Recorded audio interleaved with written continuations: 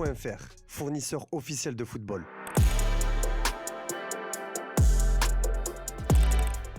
Bonjour à tous et bienvenue dans ce nouveau JT Foot Mercato. On commence avec le Paris Saint-Germain qui continue d'avancer au sujet des prolongations. Après Fabian Ruiz tout proche de paraffer un nouveau bail jusqu'en 2029, Paris avance dans la bonne direction pour Seny Mayoulou. Selon RMC Sport, la direction souhaite lui faire signer un engagement à long terme et les discussions progressent. Le club de la capitale est très satisfait de la progression du jeune élément offensif et polyvalent. Entré pleinement dans la rotation de Luis Enrique depuis 2 ans, le Titi parisien est considéré comme un élément d'avenir mais aussi actuel de l'effectif parisien. En attendant de savoir si le PSG parviendra également à trouver un accord avec Ousmane Dembélé et Bradley Barcola comme évoqué il y a quelques jours, Paris est sur tous les fronts au sujet des prolongations.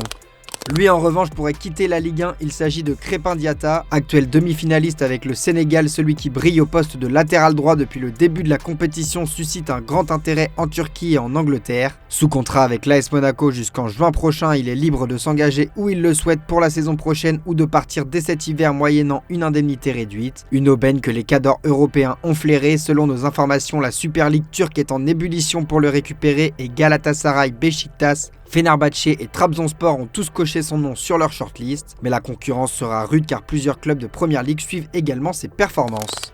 Toujours à Monaco, avec seulement 30 minutes de jeu en 6 mois, les débuts de Paul Pogba sont un échec sur le rocher, ce qu'a reconnu le directeur sportif de l'ASM Thiago Scuro en conférence de presse cet après-midi. Il est clair que le programme et le plan pour Paul ne fonctionnent pas comme on pouvait l'espérer au départ. Tout le monde continue de travailler dur pour trouver une solution, autant le club que Paul. S'il assure croire encore au retour du champion du monde 2018, Scuro a admis qu'une discussion s'imposera en temps voulu si les choses ne changent pas. La relation entre l'AS Monaco et Paul est très honnête. Vous avez toujours 2 possibilités. La première est que ça marche et qu'il puisse avoir une influence bientôt sur le terrain. Si ça ne marche pas, les 2 camps pourront s'asseoir et avoir une discussion pour savoir où on va, mais ce n'est pas le moment d'avoir cette discussion. Ancien pensionnaire de Ligue 1, Romain Fèvre a quant à lui joué un sale coup au Havre. Comme révélé hier, l'ancien Brestois était tout proche de rejoindre le HAC après des discussions avancées et une visite médicale était même programmée ce mardi. Mais contre toute attente, le dossier a finalement capoté dans les dernières heures. Selon nos informations, Romain Fèvre a finalement choisi de rejoindre l'AJ Auxerre qui a formulé une offre financière plus alléchante au milieu offensif de 27 ans. À l'étranger, dans quelques heures, nous connaîtrons les finalistes de la prochaine CAN. Après la première demi qui oppose le Sénégal à l'Égypte, le Maroc défie ce soir le Nigeria dans un match qui sent la poudre. Notre journaliste Hanif Benberkan est bien évidemment présent à Rabat pour suivre le match des Lions de l'Atlas. Oui, une affiche qui sent la poudre entre le Maroc et le Nigeria pour les demi-finales de la CAN 2025. Petit aparté, je suis en intérieur parce que à l'extérieur, tout simplement, il pleut des cordes à Rabat. Mais bref, on se concentre sur le match. Ça va être une très belle affiche entre 2 géants du continent. Le Maroc, pays hôte qui n'a plus atteint la finale depuis 2004, et le Nigeria qu'on ne présente plus sur le continent, qui a réalisé 17 demi-finales en CAN. Donc forcément, c'est une très belle affiche. Les supporters marocains attendent beaucoup. La tension monte d'un cran dans les rues de Rabat. On espère que le Maroc va enfin passer ce palier.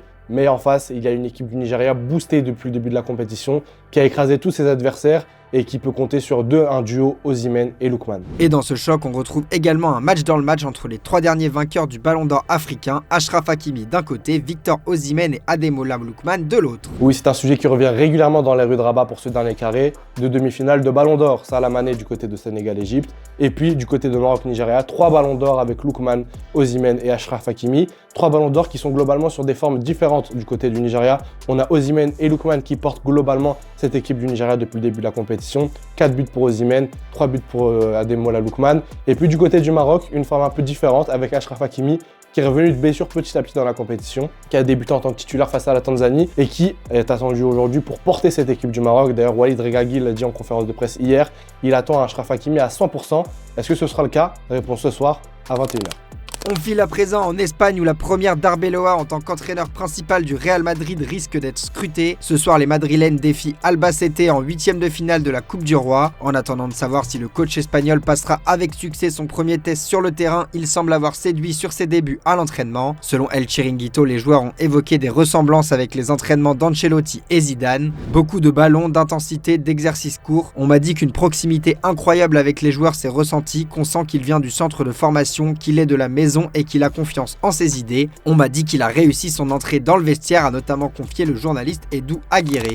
Et le nouveau coach madrilène a fait des premiers choix forts dans son groupe pour la rencontre de ce soir. 11 joueurs au total manquent à l'appel, parmi eux Kylian Mbappé ou encore Jude Bellingham. Idem pour Alvaro Carreras, Thibaut Courtois, Rodrigo, Antonio Rudiger, Trent Alexander-Arnold, Eder Militao, Ferland Mendy ou encore Aurélien Tchouaméni et Brahim Diaz présents à la CAN. En revanche, il pourra compter sur Vinicius Junior ou encore Federico Valverde.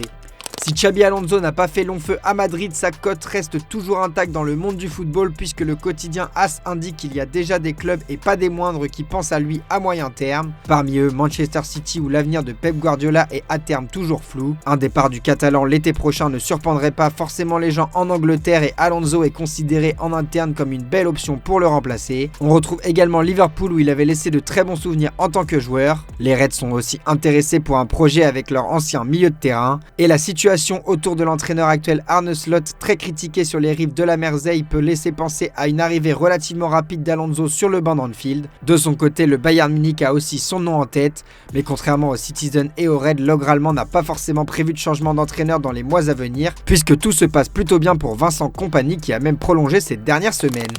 Et toujours au sujet de Xabi Alonso, la presse espagnole continue de faire des révélations sur sa courte aventure. Une demi-saison marquée principalement par des soucis avec le vestiaire et des cadres qui n'ont jamais vraiment adhéré à son discours ni à ses méthodes. On peut même clairement dire que certains ont tenté de le boycotter. La Cadena Ser nous apprend ainsi que 7 joueurs se sont plaints dès le mois de novembre de Xabi Alonso auprès de la direction. Si le média ne dévoile pas de nom, on sait que des joueurs comme Rodrigo, Vinicius Junior, Fede Valverde ou Jude Bellingham ne s'entendaient pas vraiment avec Alonso. D'ailleurs, on vous a sorti aujourd'hui une vidéo long format sur la situation critique du Real Madrid sur la chaîne Foot Mercato FC.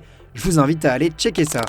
À Manchester United, à présent, si le problème du coach est réglé avec l'arrivée de Michael Carrick hier soir, la question du mercato revient quant à elle sur la table. En effet, si Ruben Amorim évoquait en début de mois qu'aucun changement n'était à venir, la donne aurait changé selon The Guardian. Déjà approché quand Amorim était aux commandes, le milieu d'Al Hilal Ruben Neves est cité comme une cible potentielle. S'il est disponible pour environ 23 millions durant ce mois de janvier, d'autres écuries comme le Real Madrid suivent aussi son cas de très près. En défense, le profil d'El Shaddai Bichabou qui évolue au RB Leipzig est aussi apprécié, mais la concurrence est féroce, idem pour Tarik Muaremovic, défenseur de Sassuolo courtisé également par Leipzig. Dans le secteur offensif, le Manchester Evening News évoque de nouveau la piste menant à Karim Adeyemi qui pousse pour un départ du Borussia Dortmund. Enfin, les Red Devils veulent aussi préparer l'avenir. Dans ce sens, le jeune joueur de 17 ans du LDU Quito, Ederson Castillo, est suivi de très près. Qualifié de nouveau Moises Caicedo, il plaît aux Red Devils qui devraient lâcher environ 4,5 millions pour se l'offrir. On part au Mexique avec les Rayados de Monterrey qui souhaitent recruter Antoine Griezmann. Selon le journaliste del Chiringuito Alex Silvestre, le club mexicain veut faire de Griezmann sa nouvelle tête d'affiche depuis le départ de Sergio Ramos, un intérêt auquel le natif de Mâcon ne serait pas insensible. Griezmann a toujours voulu que son futur soit aux États-Unis, mais cette offre financière et ce qui est offert à sa famille lui plaisent énormément, a précisé le journaliste espagnol. Reste désormais à savoir quel choix fera le Français.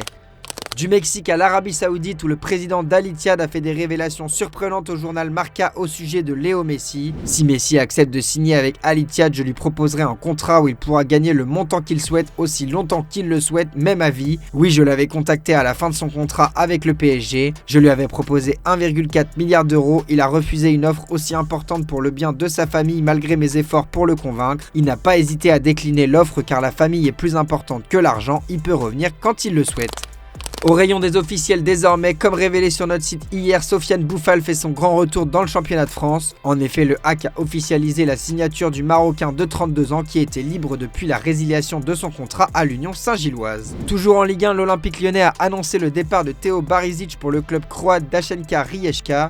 Une vente de 400 000 € assortie d'un intéressement de 12,5% sur une éventuelle plus-value future, précise le communiqué. Dans la famille Ibrahimovic, le football est une passion commune. Le fils de l'attaquant suédois Maximilian, âgé de 19 ans, a rejoint l'Ajax Amsterdam sous la forme d'un prêt. Le prêt est conclu pour une durée de 6 mois jusqu'à la fin de la saison. L'accord comprend une option d'achat pour l'Ajax, a écrit le club néerlandais qui a précisé qu'il fera des allers-retours entre l'équipe première et la formation U23.